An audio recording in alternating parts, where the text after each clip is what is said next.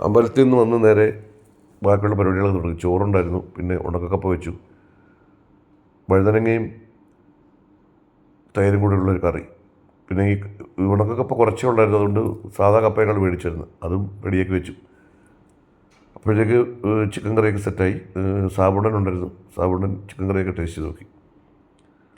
Chicken കറി, പിന്നെ അതുപോലെ തന്നെ ചുവന്ന മീൻ വറുത്തത്, ചിക്കൻ ഫ്രൈ, ചോറ്, ഇതൊക്കെയാണ് ഐറ്റം.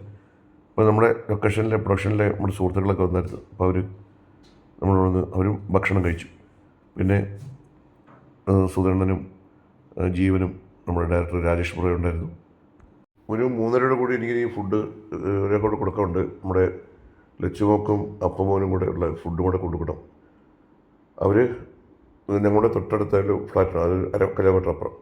അപ്പോൾ ഞാനും കഴിച്ചു. അപ്പം അവർ ഉച്ചയ്ക്ക് അവിടെ ഇല്ലായിരുന്നു, അവർ 2 മണി 3 മണിയായിട്ടേ റൂമിലെത്തും. ആ സമയത്തേക്ക് കൊണ്ടുപോയാൽ മതി. അവർക്കുള്ള ഫുഡെല്ലാം ഞാനൊരു കാരിയറിൽ സെറ്റ് ചെയ്തു. അതിനുശേഷം നേരെ ഒരു 3:30 ആയപ്പോൾ അവർക്ക് ഫുഡ് കൊടുക്കാൻ വേണ്ടി ഞാൻ ഇറങ്ങി. കാറെടുത്തില്ല, കാരണം കാറെടുത്ത് കഴിഞ്ഞാൽ പിന്നെ ഇവിടെ പാർക്കിംഗ് പാടായിരിക്കും.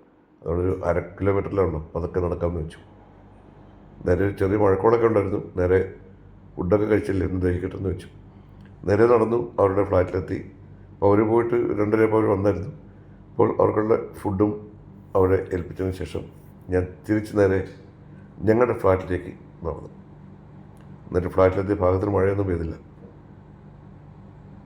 അപ്പോൾ ഓക്കെ, നമുക്ക് മറ്റൊരു വീഡിയോ ആയിട്ട് വീണ്ടും കാണാം.